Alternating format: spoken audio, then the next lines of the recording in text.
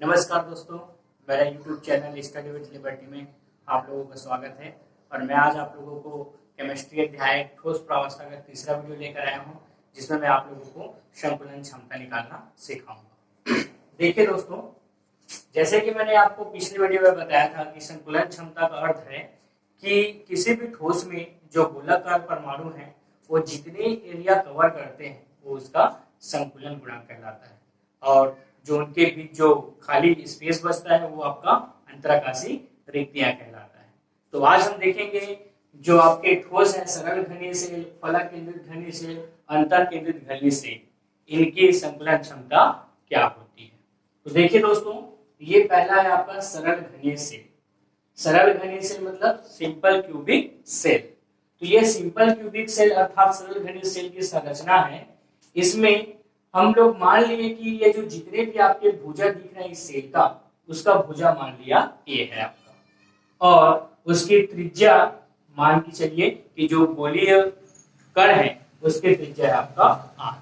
तो मैंने यहाँ पे लिया है, उसकी भुजा लिया है ए और त्रिज्या लिया है आर। तो आप देख सकते हैं ये जो गोलीय परमाणु है, चूंकि गोला है तो गोले का आयतन होता है 4/3 पाई आर का घात 3। और आपको ये भी पता है कि ये जो सरल घनीय सेल है इसमें परमाणु की संख्या 1 होता है, जो मैंने आपको पिछले वीडियो में बताया था। तो यहाँ पे देखिए गोलीय परमाणु, चूंकि परमाणु संख्या 1 होता है और उसका आयतन, तो ये हो जाएगा आपका गोलीय परमाणु का आयतन।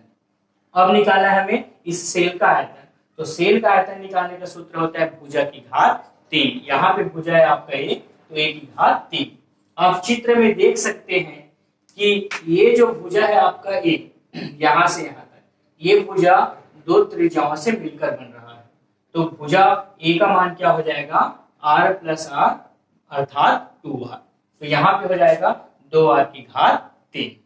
तो टोटल आ जाएगा आपका 8r की घात 3। संकुलन क्षमता निकालने का आपका सूत्र होता है परमाणु का आयतन बटे सेल का आयतन गुणा 100। तो यहाँ पे मैंने परमाणु का आयतन रख दिया और सेल का आयतन रख दिया। दोनों में r की घात 3 r की घात 3 कर जाएगा।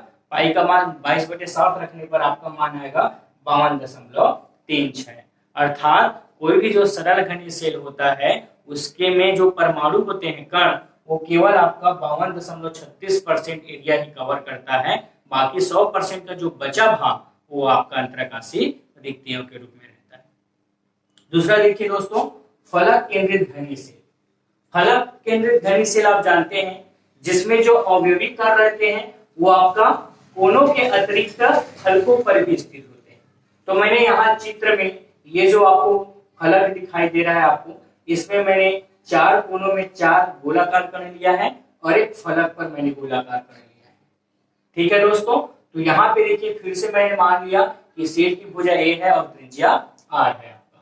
तो समकोण त्रिभुज एबीसी ये समकोण त्रिभुज बन रहा है। इस त्रिभुज में देखिए पाइथागोरस प्रमेय लगाएंगे तो AC का वर्ग अर्थात कर्ण का वर्ग बराबर AB का वर्ग प्लस BC का वर्ग अर्थात लंब का वर्ग प्लस आधार का वर्ग। यहाँ पे देखिए ये AC भुजा है तो AB एक भुजा है जिसका मान है A आपका, और BC ये भी एक भुजा है जिसका भी मान है आपका A। तो AC का वर्ग बराबर क्या हो जाएगा, A का वर्ग प्लस A का वर्ग अर्थात 2A का वर्ग। यहाँ से AC का मान निकालेंगे वर्ग हटाने पर, तो इसमें 2 में करनी लग जाएगा तो करनी 2 हो जाएगा, और A वर्ग का वर्ग करेंगे तो आपका आ जाएगा। फिर से देखिए चित्र में आपका AC किसके बराबर है, ये वाले गोले की त्रिज्या और ये वाले गोले की त्रिज्या 2r और ये वाले गोले की त्रिज्या, टोटल ये AC जो है 4r के बराबर है चित्र में। तो यहाँ पे मैंने जो AC का मान निकाला है √2a, उसको मैंने AC की जगह में रख दिया। तो यहाँ पे आ गया √2a बराबर 4r। यहाँ से आप r का मान निकालना है तो √2 को नीचे पक्षांतर कर दीजिए, तो a का मान आ जाएगा 4r/√2, या फिर a बराबर 2√2r भी लिख सकते हैं। ठीक है दोस्तों, अब देखिए जो आपके फलक केंद्रित घनीय सेल होते हैं उसमें 4 परमाणु होते हैं टोटल। तो परमाणु का आयतन हो जाएगा 4 गुना आयतन का सूत्र होता है 4/3 पाई आर की क्यूब, और सेल का आयतन हो जाएगा आपका भुजा की घात 3 अर्थात यहाँ पे भुजा का मान है √2 आर। यहाँ मैंने वो वैल्यू रख दिया, तो आपका 2 की घात 3 मतलब 16 और √2 2 की घात 3 मीन्स 8 होता है, √2 की घात 3 करेंगे तो 2 और √2 आएगा, अर्थात 16 √2 की घात 3 आएगा। संकुलन क्षमता का सूत्र होता है परमाणु का आयतन बटे सेल का आयतन। मैंने परमाणु का आयतन का मान रख दिया, सेल का आयतन, r की घात 3 r की घात 3 कटेगा, पाई का मान 22/7 रखेंगे और आपका आंसर आ जाएगा 74%। तो इस प्रकार फलक केंद्रित घनीय सेल में जो संकुलन क्षमता होता है वो 74% होता है, बचा आपका 26% वह क्या है, आपके अंतराकाशी रिक्तियां। इसी प्रकार से तीसरा देखिए आपका होता है अंतर केंद्रित घनीय सेल, बॉडी सेंटर्ड सेल।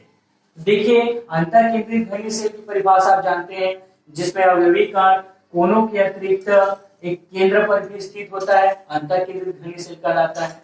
तो देखिए मैंने यहाँ जो कण है ये कोना पे और ये कोना पे, और एक कण आपको केंद्र में दिख रहा है।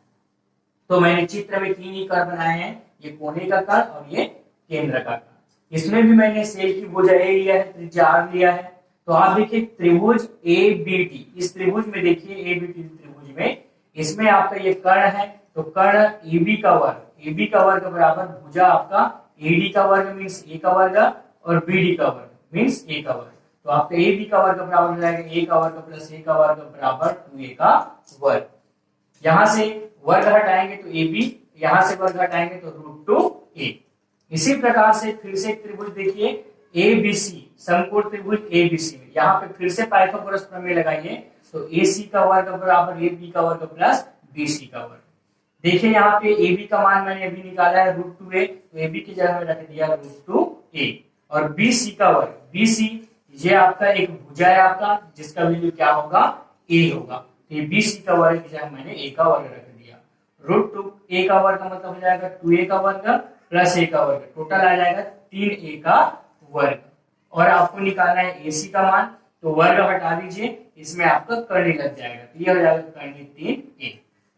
चित्र में देखिए AC बराबर फिर से इस गोले की त्रिज्या r, इस गोले की 2 त्रिज्या r प्लस r 2r और ये त्रिज्या r, अर्थात AC बराबर हो जाएगा 4r, तो 4r। तो AC का मान यहां से मैंने रख दिया √3A, तो यहां से A का मान निकालेंगे तो √3 को मैंने पक्षांतर किया, तो यहां से आपका A का वैल्यू निकल गया।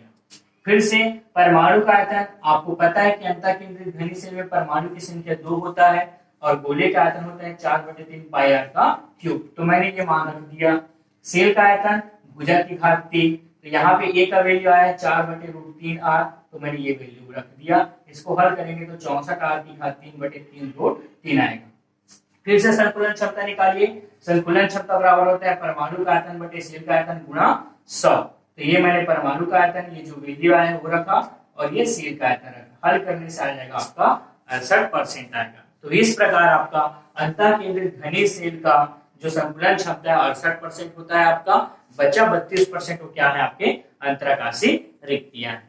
तो देखिए दोस्तों समझ में आया, ये सरल घनीय सेल का समन्वय सरल घनीय सेल का आपका संकुलन क्षमता होगा 52.36, फलक केंद्रित का 74 और अंतर केंद्रित घनीय सेल का आएगा 68%।